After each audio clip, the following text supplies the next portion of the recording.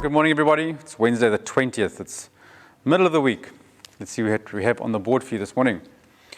All right, so we've got something a little bit different for you today. So we're going to try it out. For those of you that can get it right, or if you've got the right kind of tools to do it, we're going to do it. For those of you who haven't, we're going to do something different. And what we're trying out is hamstring sliders. All right, so there's going to be a lot of work in the hamstrings. And what we're doing is we're going to find a place where we can slide the feet, and we're going to pull the heels towards you, lift the bum up into the air, and we're going to slide the feet out. So it's a lot of hamstring work to pull those heels in, and a lot of glute work to get the hips up nice and high. If we can do double legs, we're going to do double legs. If we can do single legs, we're going to do single legs. If we can't do the hamstring slide, like you haven't got a space where you can slide the heels on the floor, on the carpet, or on the tiles, then we're going to give you a variation on that as well. Okay, and then we're doing some odd dip dips. So we're doing dips on the edge of the chair, or we're holding a dip, or we're trying to trumpet some weight into dips, and we're trying to get as much work through the shoulders as we can. All right. Oh, sorry, that's not that. That's the scaling. We're looking at object dips over here. So we're doing 10 hamstring sliders. We're going to do 8 object dips, and we're doing every 2 minutes. So it will take you 2 minutes to do that. If you do that in 1 minute or 1.5 minutes, then you rest for the remainder of the time. Take 30 seconds rest, 45 seconds rest, 15 seconds rest if you're doing it slowly. And then at the 2 minute mark, you go again. If you need more rest between the rounds, then we'll give you a little bit more rest between the rounds as well. So let's have a look at the hamstring slider. So it looks like this. So what I've done is I've taken one of our more slidey mats, and I'll take a towel. All right, and you can either do this with your shoes on or your shoes off. Shoes on may help a little bit, just to stop too much weight on your heel. So ideally, you may be able to do this on a carpet. So if you do this with just your socks, you may be able to do it on a carpet. Or what you can do is you can find like a smooth plate and something where you can slide and glide your heels along the floor. If you can do it on a tiled floor or on your laminated floor, then that will work quite well. And you're going to use a towel or something like that to slide your heels up and down. So what we're looking for, we start with a straight leg position. Okay, I'm going to try and get this lower back nice and flat. Connect my rib cage, chin tucked in, arms down both sides. And as I pull my heels in, my hips go up. So from there, hips up, pull, quite hard, up, squeeze the glutes, connect the rib cage, exhale, slide back out. And pull up, squeeze the hamstring, squeeze the glutes, exhale, slide back down. All right, if you can do it in a single leg, I want to make sure, single leg, push up, and slide back down. And before the hamstring goes into a cramp. Okay, so no cramping in the hamstrings. So we will make sure that your hamstrings get nice and warm before you go into that. So if you can do this, do double leg. If it's too easy for you, you can do a single leg. Depends on how strong you are in those hamstrings and glutes. If that's too much for you, all right, or if it proves too difficult, or you don't have a good space to slide, we're going to do a single leg shoulder bridge. All right, so we're going to look for weight on the heel, toes lifted up, bridge up. 3, 2, 1. Exhale, roll back down. Stomach tight. Press up. 3, 2, 1, exhale down. Push up and hold. 3, 2, 1, exhale down. And you're going to do 8 reps on the right, 8 reps on the left. So what we're looking for is just want to get that posterior chain fired. Make sure the work is in the glutes, not the lower back, rib cage connected. All right, so that's going to be your 10 hamstring sliders. Sorry, you can actually do 10 on the right, 10 on the left. And then you do 8 object dips. So object dips, it's going to be over here. Let's bring this box towards me quickly. So you can do this on the edge of a chair, probably ideal way to do it. Edge of the chair. From there, you're going to sit. And what you want to look for is make sure the arms are locked out. In this position, shoulder blades are back and pushed up. So I don't want you to be sitting and doing dips with your shoulders around the ears here. Push the shoulders up, get the chest up. Feel the shoulder girdle here work to pull the shoulder blades back and down. And then there's your first dip progression. From there, chest up, bring your elbows to 90 degrees. Okay, exhale. 1, chest up. 2, chest up. 3. For some of you, 8 reps is going to be enough. What we're going to try and do is we're going to try and keep those reps as low as we can. If you can't get your body heavy enough, then you may have to do slightly more reps to get that fatigue through the shoulders. Your second option is to actually have your feet up on a box. So you get another chair opposite from you, put your feet up, get a bit more weight, shift your body down, and then same thing, drop the hips down, press, 1, keep the back straight, chest up, dip, back straight, chest up 2. All you need to make sure is your hips don't come too far away from the box. As soon as that happens, there's too much work in your shoulder here. So from there, keep the hips close to the box, slide down, and press. And also don't go too deep. You don't have to get deeper than 90 degrees in the elbows. You can feel that stretch through my shoulders. Just enough. Lock those elbows out. That's going to be your object dips. safely on a chair. To make it more difficult, bring the feet closer. To make it more difficult, take the feet further away, get them up into a box. Do as many reps as you can, 8 rounds. Be careful of doing too many if you haven't done this a lot. All right, we have got 8 rounds of this, so you can do 64 reps in total. If it's not something that you're used to, tomorrow you're going to be like, can't beat my face. Right? So rather do less reps if you need to. If you feel that your shoulders or your triceps are burning already and you haven't done a lot, do less rounds. 10 hamstring sliders or 10 single leg bridges on the left, 10 single leg bridges on the right, 8 object dips. If you can find something to put on your lap, water bottle, some weights, something heavy to weight yourself down, do more reps, make it more difficult, put your feet up. 8 dips if you can, 10, some of you can maybe go up to 12 or 15 reps. And you're doing 1 round every 2 minutes, and you're doing 8 rounds. Okay, remember, for those of you who need to do less, do less. All right, guys, that is the workout for today, Wednesday, and I'm going to go through the warm-up with you shortly. Okay, guys, so your warm-up, we're going to run, we're going to row, we're going to skip for 5 minutes. If you can go outside and run, if you're doing it in the morning, please go out for a run. Go for a 20, 30-minute run if you can, 15-minute run, 10-minute. If you're going to row or skip, you can do that if you've got a rowing machine at home, otherwise skip. Okay.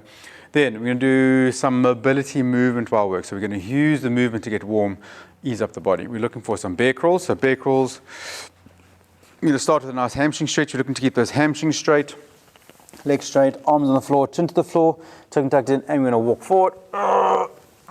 It's called a bear crawl because you make bear noises. Because you have to bend over. Straight arms, straight legs, pressing back. So do about 10 meters in one direction, do 10 meters coming back. That's 1 round of bear crawls. Next one, we're going to go into an inchworm. Same thing, we're looking to stretch the hamstring, but we're getting a little bit more work across the chest at the bottom. So a nice stretch into the hamstrings and the lower back again. Walk forward, knees to floor, chest to floor. If you want to do 2 push-ups, get the shoulders to warm up, press up. Push back to the shoulders, so you've got a nice long lockout in the arms, and then walk your feet up towards your hands, touch, roll up along the spine. 1. And then you walk forward again, hands to floor, chest to floor, and get your hands to the floor. That's going to be an inchworm. Sumo squat, we're trying to get some work inside the hips, lower back to open up. So you get nice and wide in your squat, press, keep that back stretch in the chest up. Sumo squat, give yourself 2-3 bounces at the bottom. 1, 2, 3, nice and deep at the bottom. Up, 1, 2, 3, and you can feel the hips, girdle, lower back open up as you spend time at the bottom of that squat. That's going to be a sumo squat. Next one is a crab walk. So some of you may want to skip this. If you're uncomfortable in your shoulders, please skip the crab walk or do a second set of inchworm or maybe a second set of sumo squats. So the crab walk. Right? And what most people find uncomfortable in this is this shoulder position here. We're trying to push back on the arms, back straight, chest up, squeeze the hips up so the glutes are working nice and hard, and we're going to walk. Hips up, pushing through the shoulders. You do 10 meters in that direction, back straight, chest up, squeeze through the glutes, keep the hips up nice and high, 10 meters coming back. All right, a lot of work in this area. Focus on keeping this pushed back, hips pressing up into the air. Let's keep the work. Then we're going to do what's called a handstand press. All right, and it's kind of like a lateral movement across the floor. We haven't done this before.